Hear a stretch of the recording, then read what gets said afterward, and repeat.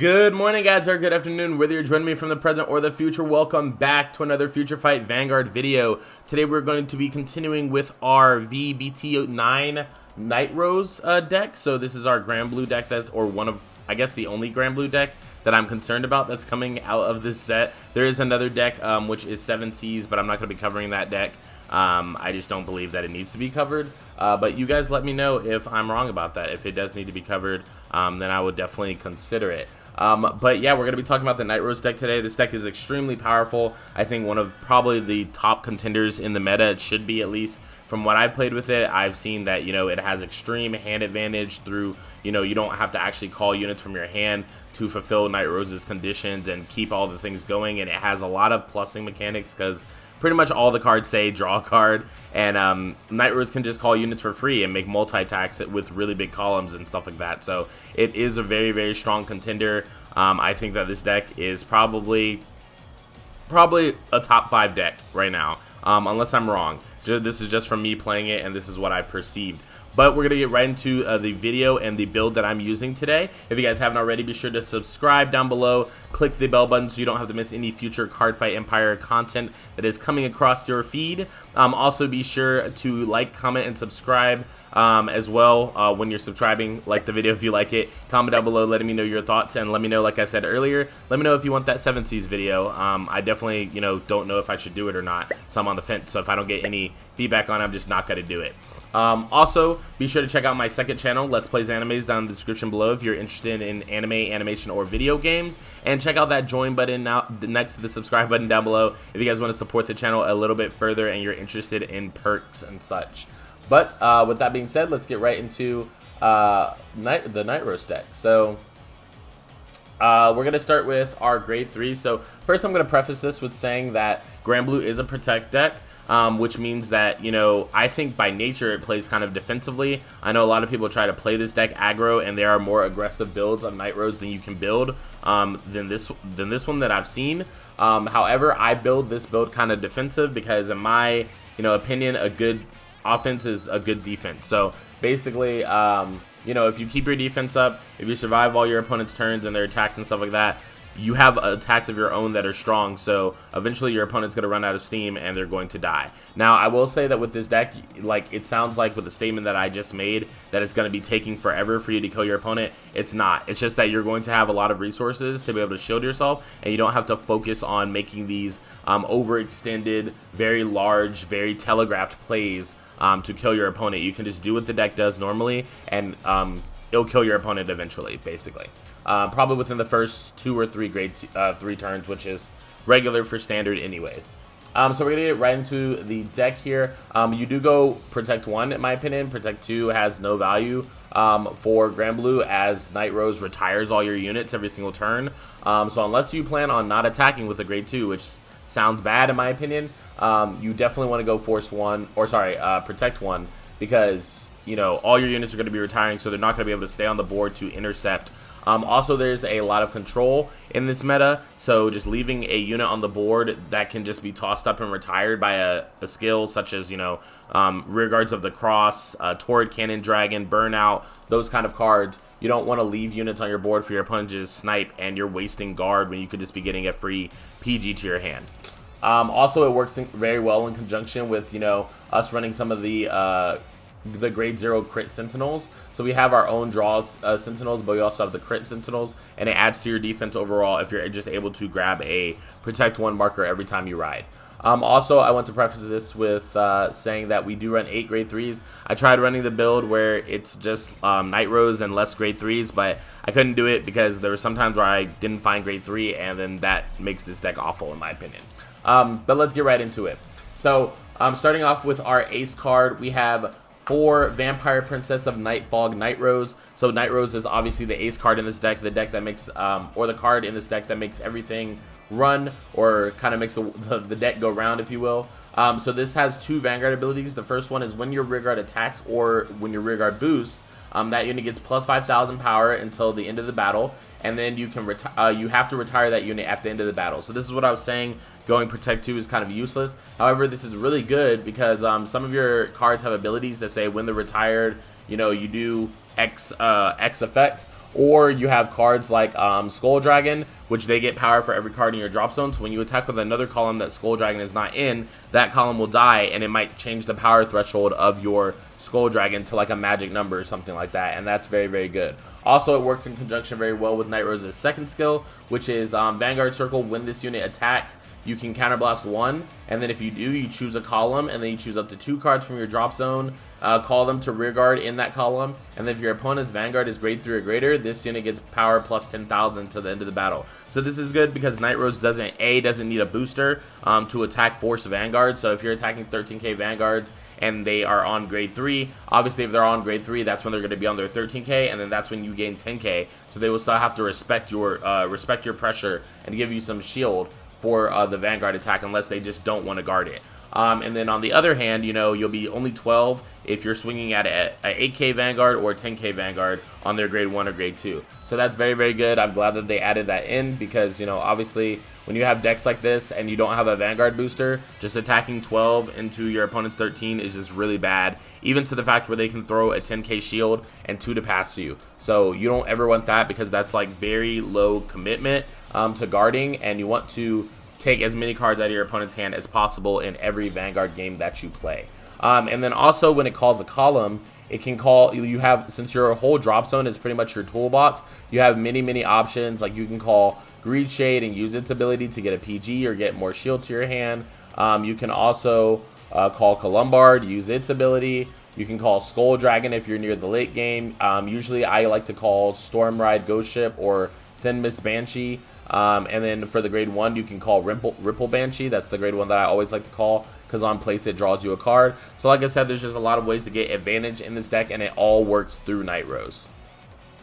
Moving on to our next grade 2 in the deck, we have 2 Ice Prison Necromancer Cocytus. So a lot of builds that I've seen don't run Cocytus, but I like running Cocytus because there are going to be times where you don't get Nightrose, and riding Skull Dragon is just really doo-doo, in my opinion. It's really bad. So I would rather ride Cocytus until I'm able to get to Nightrose. And it's not like, you know, you got to draw into Nightrose. Like if you have to ride Cocytus, there are ways that you can get into Nightrose. Like, you know, you can put Nightrose into the drop zone using Columbard and then get it off of Greed Shade's ability. That's one way that you can get it. You can also Tommy the Ghostly Brothers for your top 5 for your grade 3, and if there's a Nightrose there, you can grab it. So you won't be on Cocytus forever. It's pretty much like a one-turn solution, but you always want to go to grade 3 when you can. And then also you'll be getting a Protect 1 marker, so it's not a complete waste if you do.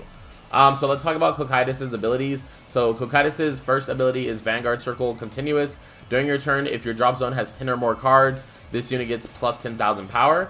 And then if it has 20 or more cards in your drop zone, this unit gets plus 20,000 power and a critical instead of plus 10,000. So another option with Cocytus is that after you're out of Counterblast, like let's say that all your counterblasts are used up, you don't have any more heals left, and you don't have any more Dancing Cutlasses effects to use, then you won't be countercharging for the rest of the game, basically. So you can go ahead and ride Cocytus for like a finisher because it will be getting plus 20k and a crit. And so if you attack your opponent with, you know, say a column of a Skull Dragon or something and Cocytus, it's very hard for them to survive, especially dealing with that crit pressure in the late game. And then its second ability is Activation Skill on the Vanguard Circle once per turn. Counterblast 1 and put 4 cards from the top of your deck into the drop zone. And then you can call up to the number of grade 3 cards in your soul plus 2 of cards from your drop zone to the rear guard. And so if there's 1 grade 3 in your soul, you can call 3 cards, 2 grade 3s in your soul, call 4, up to that. So since we use this game pretty much as an early game skill, you'll pretty much only ever be calling 2 off of this card's ability unless you really ride it in the late game. And just like I just talked about, you only really want to ride it in the late game when you have no counterblast. So you won't really be using the second effect in the late game, both because you won't have counterblast and because you won't want to mill 4 cards from your deck, and you'll probably just end out decking out because of that. But a new tool that they added to prevent deck out is Negro Bone. So we'll get to that, but this deck just has a lot of good tools now where it is not stuck like it was before. So let's talk about our last grade 3 in the deck, which is Dragon Undead Skull Dragon at 2 copies in the deck. So it has a couple abilities. The first one is it cannot be normal called from your hand. So this is the same as Storm Ride Ghost Ship's first ability. So when it comes to Skull Dragon or Storm Ride Ghost Ship, whenever you have discard abilities, you just want to discard them and get them into the drop zone as fast as possible. You cannot normal call them from your hand, so there's nothing else that you can do with them. When it says you cannot normal call them from your hand, you also cannot guard with them. So you need to find a way to use the discard ability to discard it, you know, whether that be Greed Shade. I would use Greed Shade for it most of the time, or you can use Tommy the Ghosty Brothers, getting a grade 3 and then discarding a Skull Dragon or a Storm Red Ghost Ship. So either way, getting into your drop zone is not hard. We only run 2 copies because you only really need 2 copies ever to finish out your opponent. But it's basically a finisher card. So it's Vanguard Rearguard ability, its middle ability, its second ability. Says during your turn, this unit gets plus 2,000 power for each card in your drop zone. So what this means is that in the late game, this card gets massive. It pretty much becomes a, do you have a PG, or are you going to take this card? So basically in the late game, you can call this card off of Nightrose, and you can actually, what you can do is you can go into Columbard and then play Skull Dragon. If your opponent's at 5 damage, what I like to do is go into Columbard and call Skull Dragon, and then after Skull Dragon attacks, it will retire, both because of itself and because of Nightrose. And then when Nightrose attacks, you can counterbounce 1 and call the Skull Dragon and a grade 1 booster back, so that your opponent has to guard that really big attack again. And so this is what I was talking about by your deck has pressure by itself, and you don't need to create these long extended plays to try to end your opponent. It'll just kind of happen because your opponent can't block. And then its third ability is at the end of the battle that it attacked, retire this unit. Not really, you know, relevant in this deck because Nightrose does that anyways. So it's going to be getting 5k from Nightrose when it attacks anyways, assuming that, you know, you have the perfect board state that you want to have. It will be getting 5k from Nightrose and then retiring itself anyways. So moving into our grade 2s, we have 4 Pirate Swordsman Columbard. So what Columbard does is a very good card. When placed on the Vanguard or Rearguard circle, you may counterblast 1. If you do, you can search your deck for up to 1 card, put into your drop zone, shuffle your deck, and then call up to 1 card from your drop zone. And this ability may only be used by a card with the same card name once per turn. So you cannot use 2 Columbards in a turn. However, what you can do is this has a lot of good tools, and I'm glad that it doesn't just say search your deck for 1 card, call it, because it allows you to put a card into your drop zone. Therefore, when you have any abilities that are being activated because they were called from drop zone, so for example, Thin Miss Banshee, when she's placed by your card's ability, she gets plus 10,000 power. So you can call her, you can call Ripple Banshee, which is one of my favorite targets to call. You can call Skull Dragon, stuff like that. And you just really want to set up your drop zone and your field for success. So like I said, this is another great way to grab Nightrose. Like on the turn 2, if on your grade 2 turn, if you do not have a Nightrose in your hand, but you do have a Columbard and a Greed Shade in your hand, you can just go Columbard, drop Nightrose, call something, and then Greed Shade, discard something, mill 2, and then grab the Nightrose out of your drop zone. So very good way to search, but you don't always have these, which is why we have other ways to search our grade 3s like Tommy the Ghosty Brothers. So moving on, we have 3 Greed Shade. So Greed Shade is a very good card as well. It's kind of like your toolbox card in this deck, or the card that allows you to reuse a lot of different tools that you naturally would not be able to. Pretty much your guarding tools is what I mean. So its first ability is Vanguard Rearguard circle. During your turn, if your drop zone has 10 or more cards, this unit gets plus 5,000 power. So if you have 10 or more cards in your drop zone, which is pretty easy to fulfill, when it swings, it will be 19k by itself, assuming that you're on Nightrose. It'll be 14k any other time. And then its second ability, which is really what we run it for, is when placed, you may discard a card from your hand. If you do, put the top 2 cards of your deck into the drop zone, so mill 2, and then return a card not named Greed Shade from your drop zone to your hand. So you can return any card, like any piece that you need. A lot of your pieces prefer to be called from drop zone anyways, so you don't want to move them back to hand. But what we do use Greed Shade for when we can't get anything else or we don't need anything else is our shield value cards. So mainly Rampage Shade, you know, Gush Din, or any of our heals, and then lastly our crit. So you want to grab some shield value just to keep yourself alive for longer. And a lot of times you already have a lot of shield value in your hand, so adding even more just makes your defenses impenetrable. And then moving on to our last grade 2s of the deck, they both have different functions, but they kind of function the same at the same time. So we have 2 Stormride Ghost Ship and 2 Thin Miss Banshee. So what Stormride Ghost Ship does is it has that first ability that says it cannot be normal card from the hand, which means you cannot guard with it either. But it can be intercepted with, so that's important. But like I said, Nightrose will be retiring all your cards when they attack, so you shouldn't have any cards on the board to intercept with, so that's never relevant. So basically, Stormride Ghost Ship, when it attacks, it gets plus 15k power on the rearguard circle until the end of the battle, and then at the end of the battle, you draw a card and retire this unit. So this works very well. because this is the card that you use when you're not on Nightrose. When you're on, you know, Cutlass, or God forbid you have to ride Skull Dragon, this is the card that you use to swing with on Rearguard Circle. And then Thin Miss Banshee, when she's placed by your card's ability, she gets plus 10,000 power. So she can pretty much only be called off of Columbard and Nightrose.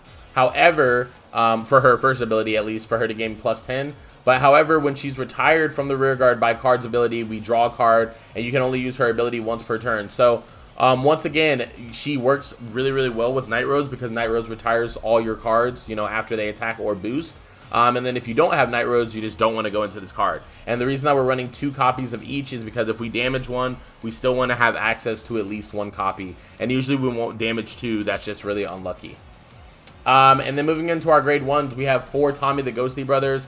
Pretty self-explanatory. This is our top 5 grade 3 searcher card that we run in almost every standard deck nowadays. So its first ability is Vanguard Rearguard Circle. During your turn, if your drop zone has 5 or more cards, this unit gets plus 5,000 power. Very easy condition to fulfill, and then if you do fulfill it, you will have a 13k attacker or booster on your hand. Then the second ability is Vanguard Rearguard Skill. When placed from hand, look at the top 5 cards of your deck, and then reveal up to 1 grade 3 from among them, put into your hand, shuffle your deck, and then if you put a card, you can discard a card, or you have to discard a card from your hand. So this is pretty much used to search Nightrose.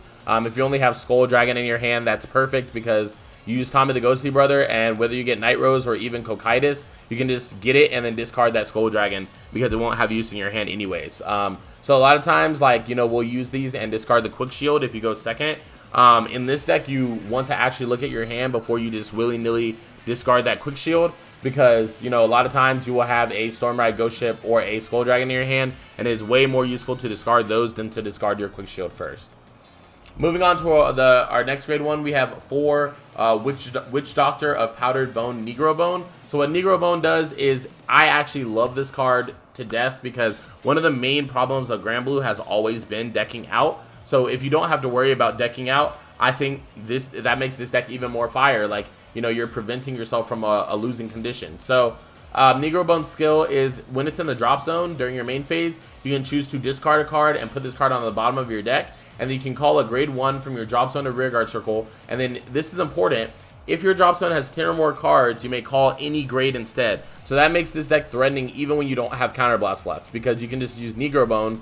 As long as you have cards in your hand, you can use Negro Bone to discard. So you're adding this back to the bottom of your deck, and then that's also not interfering with your trigger checks as well, because you're not shuffling, it just goes to bottom. So not only does it just go to bottom, you discard a card, and then in the late game you can call like Skull Dragon off this ability. You can call, you know, Greed Shade if you need something like a PG or something along those lines. But, you know, it's just a very, very, very good card because of that, and I would not run less than 4 of this card. This card is just amazing.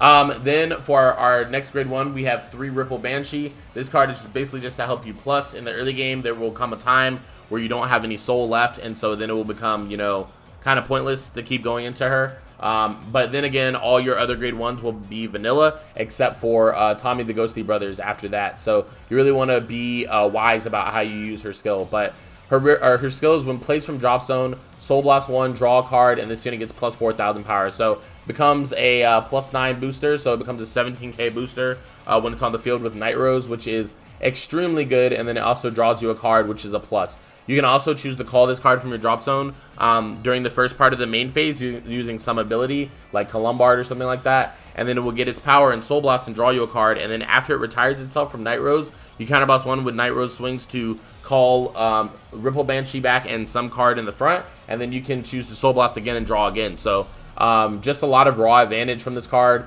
and we love it. That's why we run it. Then our last grade 1 in the deck is 3 Dancing Cutlass. Dancing Cutlass has a skill in the drop zone that says bind one of your other Dancing Cutlass from drop zone and put the top card of your deck into your drop zone, and call this card from Rearguard and countercharge 1. So basically, this is really cool. We only have to run 3 Cutlass in my opinion, because that's giving you 2 good uses of Dancing Cutlass. Because, you know, you will bind one will go to the field, which will eventually end up in the drop zone because Nightrose exists. and then when the other one hits the drop zone, you can use the skill again. So you only really need to run 3 Dancing Cutlass. You don't need to countercharge that often, and so when you are countercharging, it's just kind of like a bonus. So yeah, you don't even have to use this wisely. You can just countercharge whenever you feel the need to. Then for our grade zeros, we run obviously 1 Undying Departed Grenache as our starter. This starter draws us a card when you ride upon it, and then if your opponent's Vanguard is grade 1 or greater, then you can put a quick shield ticket into your hand. Very, very good in this deck, especially because all your cards are going to the drop zone. So any card that you don't need to discard your quick shield, and any card that you draw is valuable because it's just adding to your ever-present hand. Then for our triggers, we run 10 crit, 2 draw, and 4 heal. We're running 3 Night Spirit, 3 Mortal Mimic, 2 Rough Seas Banshee, 2 Rampage Shade, which is our critical Sentinel trigger, 2 Gushed In, which is our draw trigger Sentinel trigger, and then 4 Rick the Ghosty, because we did not want to run the new heal trigger just because. Just because it's Rick the Ghosty. How can you not run Rick the Ghosty as your heal? You're insane if you're saying otherwise. But we're going right into the games here. So first game, we were playing against Aquaforce. It looks like Revan with new updated support that is beyond this set. So that shows you guys how this deck will interact with, even decks that haven't come out yet. So we ride Ripple Banshee and we attack. We get a heal trigger, which is not really useful except for Guardian. We take his grade 2 attack and he gets a crit. We ride Columbard and we use Columbard's skill to put a card into the drop zone. We put Greed Shade into the drop zone and then we use the skill. So as you guys can see, we don't have a Nightrose here. So the reason I put Greed Shade in there is because I'm trying to find a Nightrose currently. So we attack for 9 into our opponent. We do find a Nightrose off our drive check, so that's beautiful. And then we attack for 9. Our opponent guards it, and then our Greed Shade just stays on the field. So our opponent goes for playing a full board here. Our opponent attacks our rear guard, which we don't care about. Then our opponent attacks us with the card behind Vanguard Circle, which can attack from the back row. Attacks us with rear guard again, and then attacks us with Vanguard. We no guard, and at first I thought he was going to check double crit, and that was really going to hurt me, but then we checked a heal and a draw, so then his other card couldn't even hit, so that was beautiful. We ride Nightrose and we play Columbard, putting a Stormite Ghost Ship into the drop zone, and then we call a Thin Mist Banshee, so that's very important. And so now we're thinking, we use Negro Bone skill to discard a Cutlass, and we're putting it to the bottom to call a grade 1. We use Ripple Banshee to Soul Blast and draw a card, and then it gets +4. So all of our cards get +5 when they swing, so we attack for 14, then 24. When this card retires, we draw a card, and then when Nightrose swings, we counterblast 1, and we call a column back. As you guys can see, we called back that Ripple Banshee that we Soul Blasted out, and it allows us to Soul Blast 1 and draw another card. We do check a heal as well, going down in a damage, and then we attack for really big, like 56, and then it allows us to draw a card after Ghost Ship retires. So you guys can see our hand is just absolutely stacked right now, and this is beautiful. Like, there's no way that we die. But we take the Vanguard ability and then we, PG Vanguard, pretty typical. And then our opponent is at 5 damage, so we're going to try to put some pressure on him here. So we play Columbard, counterblast 1. And this was my first time playing the deck, so I wasn't really sure what I should do, but I actually ended up making the ideal play and calling Skull Dragon here. And then we just attack for 14 into his Vanguard. He guards with a 5k. We attack for 45 into him, and he gives us a big amount of shield. Then we attack with Nightrose, and we counterblast 1, call a Skull Dragon, and then we Soul Blast 1 out, making our Skull Dragon even bigger and drawing us a card. And then we drive check, and then we attack for 64, and he PGs. So as you guys can see, that pretty much took all of the good shield out of his hand. And so he chooses to go for a final turn with 2 Dulcias and 2 George, which was actually pretty good had we not checked this damage trigger. But it didn't even matter that we checked the damage trigger because he just used Blood Bomber to take us back down to 7k. In my opinion, he should have attacked with this Blood Bomber first and then just used double Blood Bomber effect to take us even lower. But he did not do that, so we were able to just guard this with Shield to spare. And so we guarded this so that he would have to check 3 triggers to pass. We thought that he was going to do it at first because he checks a draw, then a heal, but then his 3rd check wasn't a trigger. So we go for playing Ripple Banshee. Then we use Cutlass from our drop zone to countercharge 1, mill 1, and call it. And then we use Negro Bone skill, discard a card, call out a Skull Dragon. And then we use our other Negro Bone skill in the drop zone. And we call a Columbard. And then we use Columbard skill to counterboss 1. and we search a card, which is one of those Negro Bones that we just put back. We put it back, and then we shuffle, and then we call out a Ripple Banshee. So we attack for 25 into our opponent's Vanguard.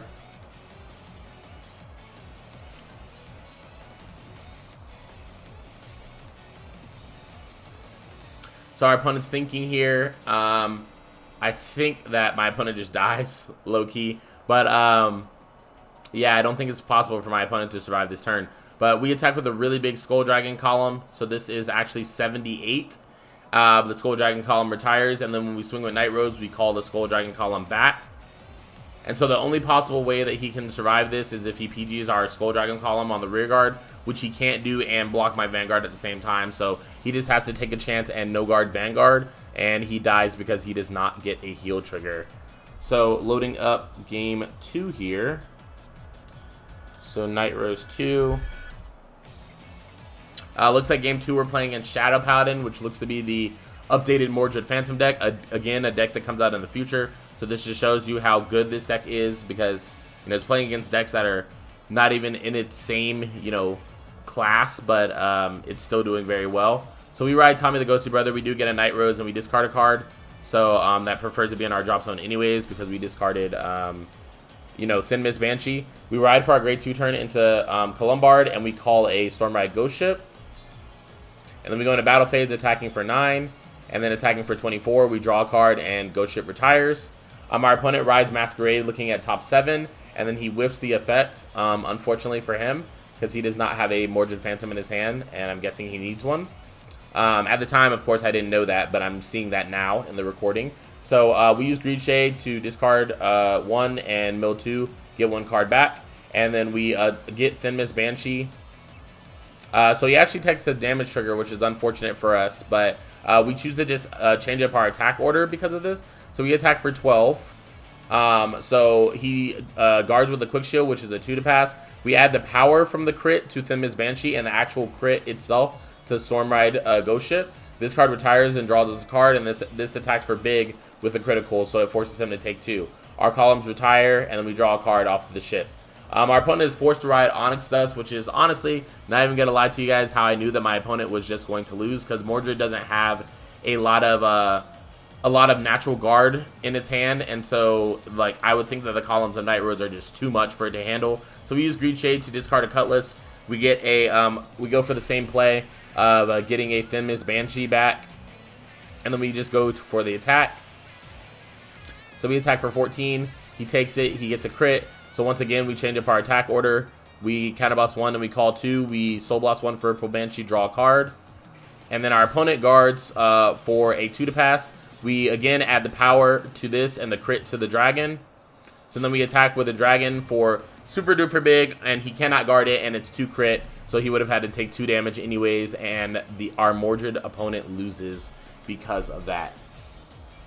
So then we are loading up game 3 here, which is going to be our final game. We're also playing against one more deck that comes out in the future of these sets, which is the Great Nature Big Belly deck. So our opponent rides this Mouse Toby card, and this is also my first time playing against the Big Belly deck, so I didn't even know what it did, so I was just learning as I went along.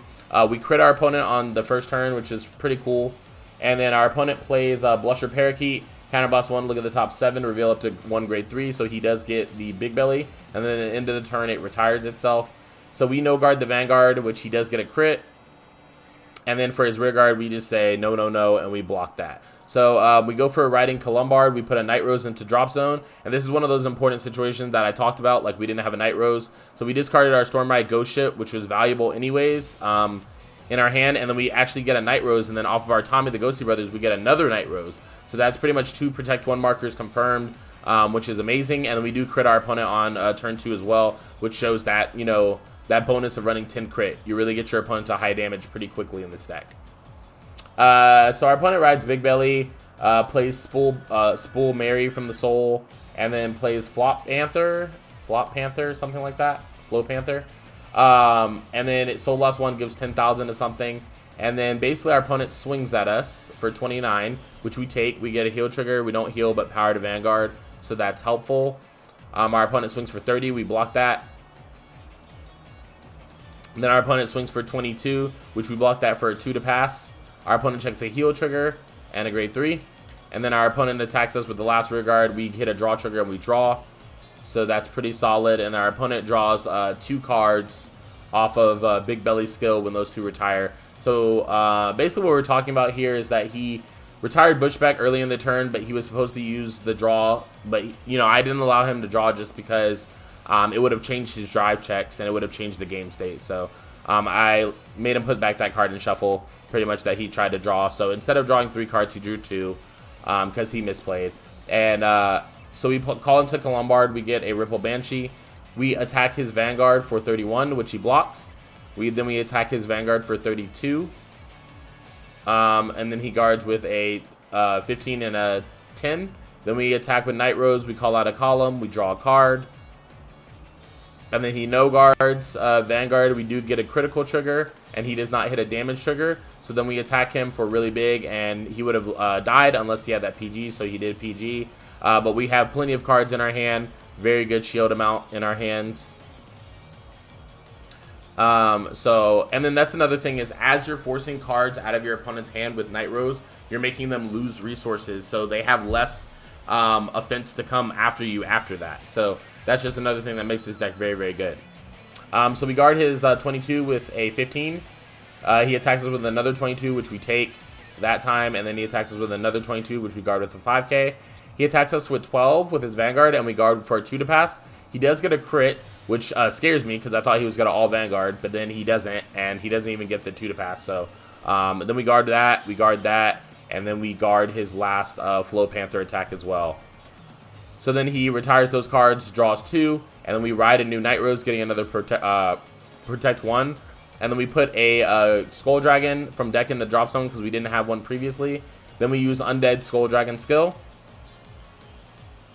Then I just attack my opponent for 14, and then he just takes it. Now, I will say that he probably should have blocked this and taken the Skull Dragon, but then even if he healed, he would have still had to block a powered-up Nightrose column and a Skull Dragon column. So there was no real way that he could live unless he double healed, but I was going to say if he was going to double heal, he should have just no-guarded both the Skull Dragon's attacks and guarded the rest. But I think he kind of just gave up hope there.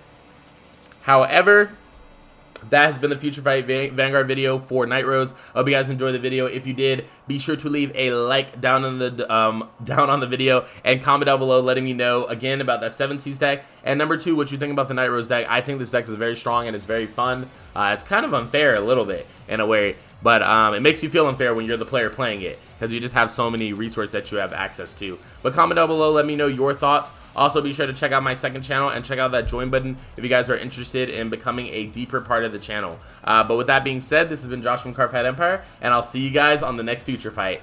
Peace, guys.